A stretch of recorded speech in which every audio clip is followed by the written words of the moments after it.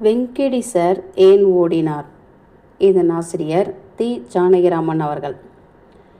Venkadi sir Idaikazhi மாடத்தில் செருப்பை உதறிவிட்டு உள்ளே வந்தார். கூடத்து ஊஞ்சலில் உட்கார்ந்தார். மாலி, கொஞ்சம் மோர் தண்ணி கொண்டாடா கண்ணு. நீர்க்க இருந்தால் போதும், ரொம்ப நீர்க்க இருக்கணும். நீரார தண்ணி விட்டாலும் சரி என்று அடுக்கலையை பார்த்து கத்தினார். எப்பப்பா வந்தீங்க என்று கத்திக்கொண்டே ஓடி வந்தது மாலி. ஊஞ்சல் சங்கிலியை பிடித்து கொண்டு நின்றது. இப்போதான் வரேன். வண்டி கிடைச்சிதா? வண்டி வந்தது, ஏற்றிட்டு தான் வரேன். அப்பாடி என்றது மாலி. ஏதோ பெரிய பாரம் குறைந்தார் போல வந்த அந்த குரலை கேட்டார் அவர். ஆனால் அதன் அர்த்தத்தை கவனிக்காதது போல் இருந்து விட்டார். மோர் கொண்டார்ல, அம்மா கரைச்சிட்டு வருது. நீர்க்க கரைக்க சொன்னியா? கெட்டி மோரே கிடையாது. என்ன பண்ணிகிட்டு இருக்க உள்ள? நீ படிக்கிறியா? இல்லைப்பா, பலகையில் உளுந்த ஓட்டிக்கிட்டு இருக்கேன். கல்லா இருக்கா? பள்ளிக்கூடம் இல்லை, இன்னைக்கு தான் சனிக்கிழமையாச்சேப்பா. அரை பள்ளிக்கூடம் இல்லை. வெங்கடி சாரின் மனைவி மோரை எடுத்து வந்தாள். வண்டி கிடைச்சதா? கிடைச்சது. எல்லாரும் ஒரு வழியாக தொலைஞ்சிட்டாங்கப்பா. இப்போதான் அக்காடான்னு இருக்கு வீடு என்றது மாலி. வெங்கடி சார் சிரிப்பை சிரமப்பட்டு அடக்கி கொண்டார். மனைவி வந்த சிரிப்பை பொன் சிரிப்பாக அழுத்தி கொண்டாள். அதையும் பார்த்து விடாமல் இருக்க முகத்தை திருப்பாமல் அவரையே பார்த்து கொண்டு நின்றாள். இனிமேல் சிரிப்பு தன்னை மீறி வராது என்று தெரிந்தவுடன், அப்படியெல்லாம் சொல்லப்படாது மாலி என்று குழைவாக உபதேசம் செய்தார் வெங்கடி சார். சொன்னா என்னவா? என்னவா? நீயே பாரு, வீடு இது வரைக்கும் எவ்வளவு கலகலன்னு இருந்துச்சு. இப்போ பார்த்தியா எப்படி வெறிச்சேன்னு இருக்கு? ஆமாமா. என்ன ஆமாமா? விருந்து வந்தா சந்தோஷப்படுறதா, விருந்த வரத்துக்கு கொடுத்து வைக்கணுமே. நீங்கள் சொல்லுவீங்க, ஒரு மாசமா எனக்கு தலையணியே கிடைக்கல தெரியுமா என்று உதட்டை பிதுக்கினது மாலி. அது கிடக்கு போ. நீ எனக்கு ஒரு காரியம் செய்வியா? என்ன? விறுவிறுன்னு போகிறது. நம்ம ஆறாமுது சார் வீட்டுக்கு போய் அப்பாவுக்கு லேசாக கொணகணன்னு இருக்கு, ஒரு பட்டையில் 2 தரத்திற்கு பொடி போட்டு தர சொன்னாங்கன்னு வாங்கிட்டு வருவியா? சளி பிடிக்கும் போலிருக்கா? 2 தரத்துக்குன்னு சொல்லணுமா? ஆமாம், இதோ வாங்கி வரேன் என்று வாசலில் ஓடினாள் மாலி. இப்போ என்னத்துக்கு அதை ஐயங்கார் வீட்டுக்கு விரட்டணும் வெயில்ல? எதுக்கு விரட்டனேன்னு தெரிஞ்சுக்கிட்டே கேட்குறப்ப நான் என்ன பதில் சொல்கிறது? ஆமாம், 7 வயசு குழந்தைக்கே தாள முடியல, போதுண்டாப்பான்னு இருந்தது, அலுப்பு பிடுங்குது. நம்ம சொல்லிக்கல, அது சொல்லுது, சொல்லிட்டு போகட்டுமே. அதான் சொன்னப்புறம் போச்சோன்னே. பர்வதம் சிரித்தாள். எனக்கு என்ன தெரியாமலா இருக்கு? வந்த விருந்த விரட்டிட முடியுமா அதுக்காக என்றார் வெங்கடி சார். விரட்டணும்னு சொல்லலை, இருந்தாலும் மட்டுப்படுத்திக்கிட்டாதான் தேவலாம். அவங்க வர்றதுக்கு மேலே நீங்கள் கொந்தி கொந்தி உபச்சாரம் பண்ணுறதும் சீராட்டுறதும் கொண்டாடுறதும், என்னமோ மாதம் 500 1000 நமக்கு வராப்பில் அவங்க நினச்சிக்கிட்டு டேரா போடுறதும். இது என்னத்துக்கு கவைக்காத பேச்சு? வர விருந்த இங்கே யாரும் உள்ற வரப்படாதுன்னு சொல்கிறதுக்கு தைரியம் இருக்கா உனக்கு? ஒழுங்கா கட்சி பேசுகிறதா நினைப்பா? உனக்கு விரட்ட தைரியம் இருக்கா? இல்லை, பேசாமல் இரு. குழந்தைக்கு தலகாணி இல்லாமல் 1 மாதம் கையை தலைக்கி வச்சு படுத்த ஆத்தாம இப்போ என்ன? பிறந்த நாள்லேருந்தே மாதத்துக்கு 20 நாள் தலைக்கு அண்டை இல்லாமல் தான் படுத்திருக்கு. வெங்கடி சார் கண்ணை மூடிக்கொண்டு விட்டார். காதுக்கு இமை இல்லாதனால தான் அப்படி செய்தார். என்னென்னமோ சொல்லி கொண்டிருந்தாள் அவள். அவருக்கு மூடின கண் திறக்கவில்லை. விருந்தாக வந்து தங்குகிற உறவு ஜனங்கள் ஏன் இப்படி நின்று திடீரென்று இவளுக்கு பிரச்சனையாகிவிட்டார்கள்? நாக்கில் பல்லை போட்டு பேசவே கூசுகிற விஷயமாச்சே. நோனா நோனாவென்று அவள் குறைப்பட இன்னும் கேட்கிறது. அவள் தான் என்ன செய்வா? இப்படி ஊர் உறவுக்கு செய்து போட்டு அவள் உடம்பு தேய்ந்தது தான் விட்டது. உடம்பை விட மனசு தான் தேய்ந்து விட்டிருக்க வேண்டும். ஒரு 4 கிழமை என்று வந்தா பார்க்கும்படியாக கட்டிக்கொண்டோம் என்பதற்கு 2 நல்ல மாற்று புடவைக்கு வழியில்லை. அழுகுகிறத அழுது தீர்க்கட்டும் என்று கண்ணை மூடி ஊஞ்சல் கம்பியை பிடித்து கொண்டே உட்கார்ந்திருந்தார். அந்த கொடிக்கால் தெரு 80 வீடுகளுமே அவர் எப்படி இவ்வளவு சமாளிக்கிறார் என்று ஆச்சரியப்படுவதும் உண்டு. தினம் பொழுது விடிந்தா 4 இலைக்கே ஆள் வந்த மணியாக தான் இருக்கும்.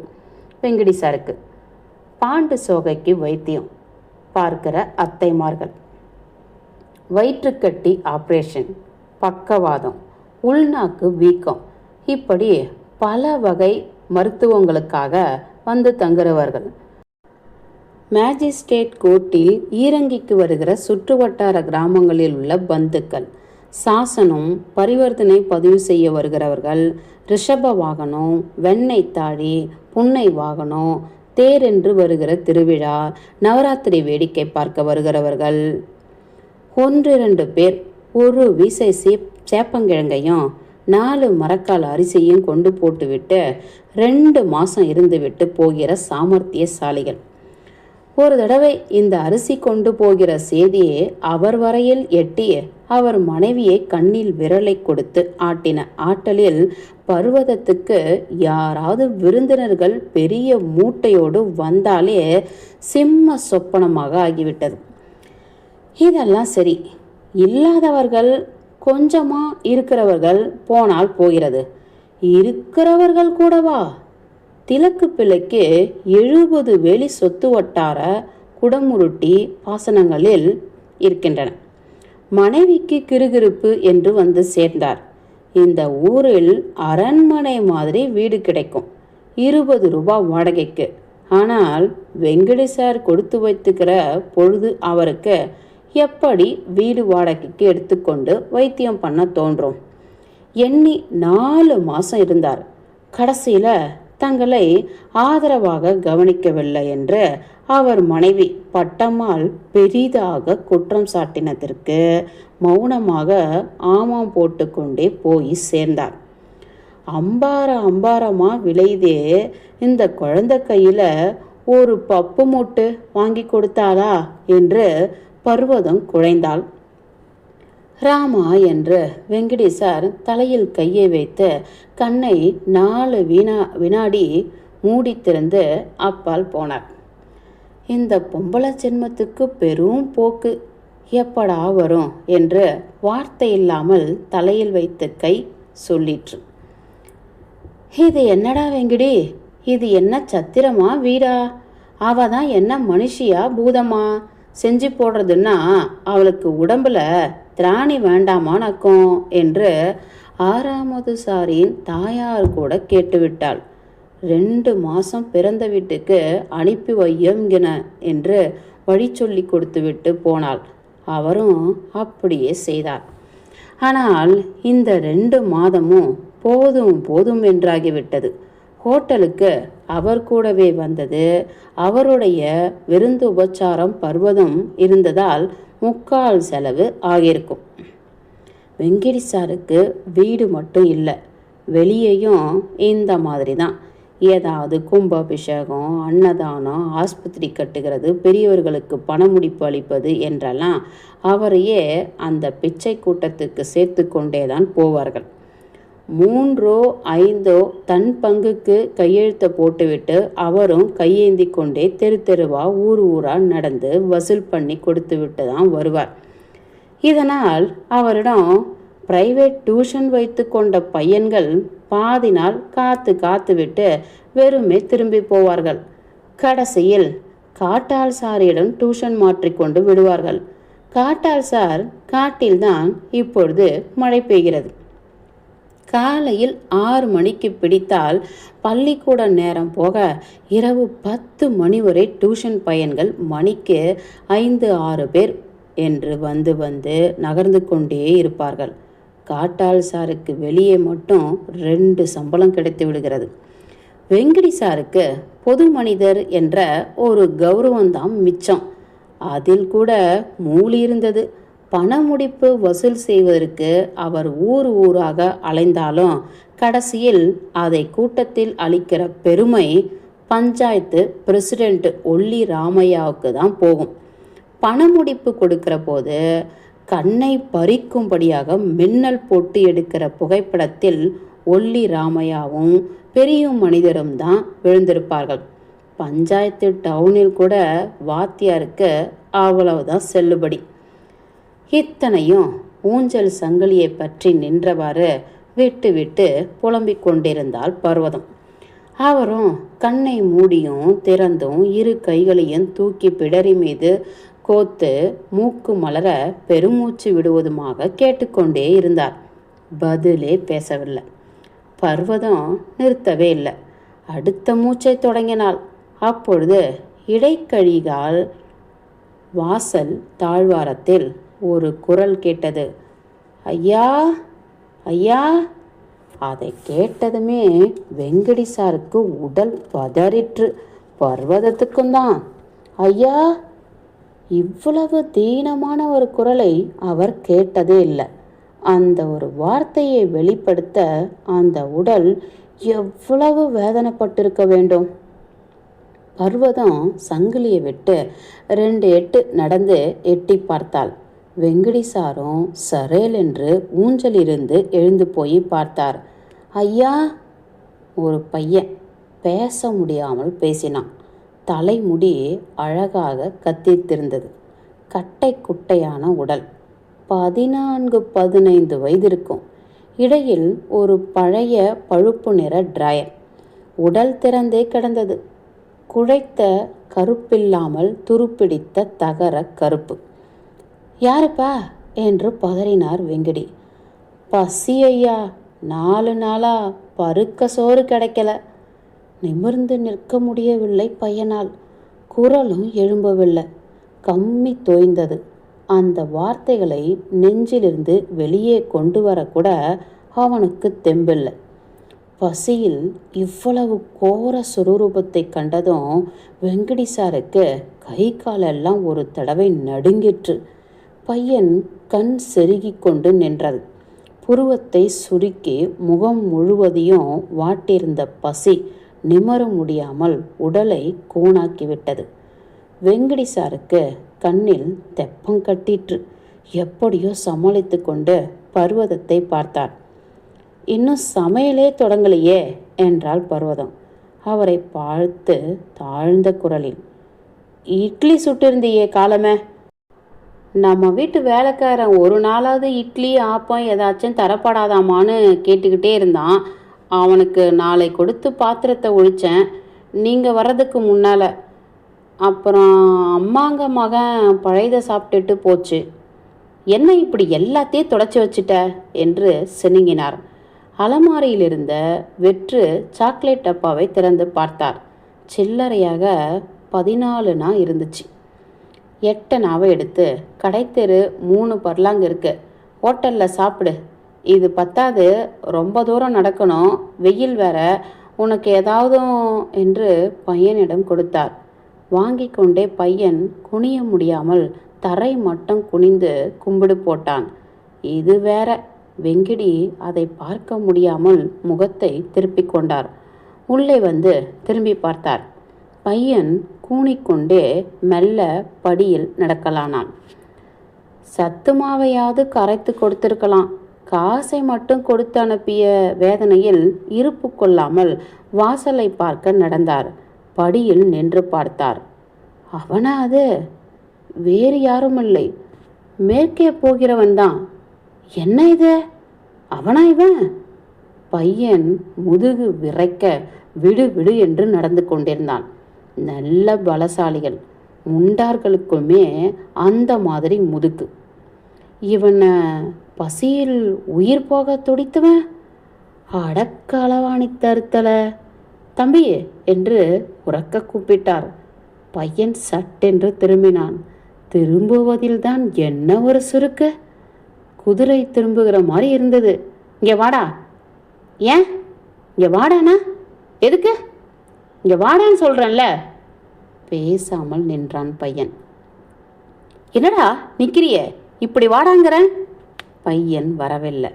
வெங்கடி சாருக்கு கை காலெல்லாம் ஆவேசம் பறந்தது. ரத்தம் முகத்திற்கு ஏறி கண் கண் என ஜொலித்தன. தடித்த திருட்டு பயலே, இங்கே வாடாங்கிறேன், ஏன் என்று கேட்டுக்கிட்டே நிற்கிற என்று ஒரே பாய்ச்சலில் பாய்ந்தார். பையன் எடுத்தான் ஓட்டம். வெங்கடி சார் துரத்தி கொண்டு ஓடினார். பையன் பறக்கிற மாதிரி ஓடினான். என்ன வேகம்! நல்ல முண்டன். பிடிங்க அந்த பயல என்று தெருக்கோடியில் நின்ற ஒரு ஆளை பார்த்து ஜாடை காட்டி கத்தினார் வெங்கடி சார். அவன் பயலை பிடிக்க போனான். பையன் நழுவி விட்டு ஜாலிய தெருவில் புகுந்து விட்டான். விஸ்வம், சித்த ஓட அந்த பயலை பிடி சொல்கிறேன், இதோ ஜாலிய தெருவில் ஓடுறான் என்று கோடி வீட்டு திண்ணையில் உட்கார்ந்து வாசித்து கொண்டிருந்த ஒரு பையனை கூப்பிட்டார் அவர். உடனே புஸ்தகத்தை அப்படியே ஜன்னல் வழியாக உள்ளே எறிந்துவிட்டு ஓடினான் விஸ்வம். ஜாலிய தெருவுக்குள் இருவரும் ஓடினார்கள். சற்று நின்று திரும்பி பார்த்த பையன் மறுபடியும் ஓட ஆரம்பித்தான். தைக்கால் தெரு, வானக்கர தெரு, குயத்தெரு என்று இப்படியே ஓடினான். வெங்கடி சாரால் ஓட முடியவே இல்லை. சிறு ஓட்டமாக ஓடி பெருநடையாக நடந்து ஒரு வீட்டு வாசலில் பந்தல் நிழலில் நின்றார். மேல் மூச்சு வாங்கிற்று. 10 நிமிஷம் கழித்து விஸ்வம் வெறும் கையோடு திரும்பி வருவதை பார்த்தார். அந்த பயலை பிடிக்க முடியல சார். என்ன ஓட்டம் ஓடுறான்! வாய்க்கால் தெருவுக்குள்ளாக ஓடினான். ரெட்டியார் ரைஸ் மில் வழியாக ஓடினான். அப்படியே ஓடி மறைஞ்சிட்டான். பஸ் ரோடு திருப்பத்தில் சிட்டா பறக்கிறான் சார். என்னால் முடியல. என்ன சார், ஏதாவது திருடிட்டானா சார் என்று நிதானமாக கேட்டான் விஸ்வம். வெங்கடி சார் விவரமாக விஷயங்களை சொன்னார். எட்டனாதானே சார், தொலைந்தது சார், தலைமுழுகி விடுங்க என்றான் பையன். அது தெரியுண்டா எனக்கு. அந்த பையன் என்ன அழ வச்சிட்டான். அப்படி ஏமாத்துறான். உசுறு போயிடுறாப்புல பசி பசின்னு வேஷம் போட்டான். அப்புறம் வெளியில் வந்து பார்க்குறப்ப சும்மா நாற்காலி முதுகு மாதிரி முதுகை வளைச்சி வரைச்சிட்டால போகிறான். விஸ்வம் சிரித்தான். எதற்காக சிரிக்கிறான் இங்குதான் தெரியாமல? யாராவது பாரம் படிக்கிறானா? போத்து மாதிரி வளர்ந்துருக்கான். மண்டைக்குள்ள ஏதாவது இருந்தா இப்படி சிரிப்பானா? இந்த காலத்து பிள்ளைகளே இப்படி தான் இருக்கிறதுக. சரி, நீ போயிட்டு வா, நான் இப்படி கடைத்தெருக்கு போயிட்டு வரேன் என்று அவனை அனுப்பிவிட்டு நடந்தார் அவர். அவருக்கு இன்னும் ஆத்திரம் அடங்கவில்லை. வாய்க்கால் கரை தெரு வழியாக நடந்து ரெட்டியாரின் நெல்லு மிஷின் பக்கம் போய் சற்று ஒதுக்கமாக நின்றார். விஸ்வம் ஓட்டத்தை கைவிட்டுவிட்டு திரும்பின இடம் இதுதான். ரெட்டியார் மில்லுக்கு பக்கத்தில் ஒரு பெட்டிக்கடை. சற்று உள்ளடங்கினார் போல இருக்கும். அதன் சார்பில் இருந்து ஒரு விசு பலகையில் உட்கார்ந்து கடன் சொல்லி 2 பூவம்பழமும் லைம் ஜூஸும் வாங்கி சாப்பிட்டார். உட்கார்ந்திருந்தார். இவருக்கு லேசாக ஒரு நம்பிக்கை. பையல் இப்படி போனாலும் போகலாம் என்று. கடைத்தெருவுக்கு இப்படித்தான் நடந்து போக வேண்டும். எட்டனாவ வேறு எங்கே செலவழிப்பது? பெட்டிக்கடை ஒரு நிமிஷம் சும்மா இல்லை. உப்பு, மண்ணெண்ணெய், வெற்றிலைப்பாக்கு, மிளகாய், பீடி, கத்தை புகையிலை, கடலை, எள்ளுருண்டை, ஸ்லேட்டு குச்சி, இப்படி ஏதாவது வியாபாரம் நடந்து கொண்டே தான் இருந்தது. பார்க்க பார்க்க வினோதமாக இருந்தது. நாம் கூட இந்த மாதிரி ஒரு இடத்தில் 3 சாலைகள் கூடுகிற இடத்தருகில் பெட்டிக்கடை வைத்தால் எதிரே கண்ணு கெட்டின வரை பசபசவென்று பறந்து கிடந்த வயல் காட்சியையும் தென்னந்தோப்புகளையும் மேகங்களையும் இளங்காற்றையும் ரசித்தார் போல இருக்கும். தொழிலுக்கு தொழிலும் ஆச்சு என்று அவருக்கு தோன்றிற்று. ஒரு கலர் சோடா கொடுங்கய்யா, கோழி பாட்டல் என்று ஒருவன் வந்தான். கடைக்காரர் கலரை எடுத்தார். வெங்கிடி சார் கவனித்து பார்த்தார். அதே பயல்தான். கண்டு கண்டாக சத, நெருங்கி கத்தரிக்கப்பட்ட தலைமுடி. அவன் இந்த வழியாக போகலாம் என்றுதான் அவர் நினைத்தார். ஆனால் இந்த கடைக்கே வந்து சிங்கத்தின் வாயிலே நேராக விழுவான் என்று அவர் எதிர்பார்க்கவில்லை. அப்பட்டுக்கிட்டியா என்றார். அவன் திரும்பினான். அவரை பார்த்தான். உடனே ஒரே பாய்ச்சலாக வெளியே பாய்ந்து ஓடினான். பயல் ஸ்டேஷன் சாலையில் திரும்பி ஓடினான். நல்ல தடிப்பயல், 15 வயது இருக்கலாம். மார்பின் இரு பாரிசமும் எஃகு பட்டம் தைத்தார் போல் இருந்தது. திரும்பி திரும்பி பார்த்து கொண்டே ஓடினான். அவன் எத்தனை தூரம் ஓடினாலும் சரி, இன்றைக்கு பிடித்தே விடுவது என்று ஓடினார். வெங்கடி சார் தலை தெறிக்க ஓடினார். அவனை பிடி என்று சொல்ல அங்கு ஒரு ஆளும் இல்லை. மூச்சை கையில் பிடித்து கொண்டு ஓடினார். ஏதோ ஒரு கல் இடறவே மடேர் என்று விழுந்தார். 4 தடவை உருண்ட பிறகுதான் அவர் உடம்பு நின்றது. முழங்கால் தோலெல்லாம் சிராய்த்து விட்டது. அடியில் வலியில் முழங்கை துடித்தது. தரை தாக்கிய அதிர்ச்சியில் கண்ணில் பொறி பறந்தது. அந்த பயல் தூர நின்று சிரித்தான். கவனித்தான். பேசாமல் நின்றான். பின்பு என்ன நினைத்து கொண்டானோ திரும்பி வந்தான். வீசி அந்த எட்டனாவை அவர் முகத்தை பார்க்க எறிந்தான். ஓடியே போய்விட்டான். வெங்கடி சார் காசை எடுத்தார். வெட்டி பயலே என்று கத்தினார். எழுந்தார். சற்றும் முற்றும் பார்த்தார். சாலையில் அந்த காசை வீசி எறிந்தார். விந்தி விந்தி கொண்டே ஜில்லா போர்டு ஆஸ்பத்திரியை நோக்கி நடந்தார். முற்றும்.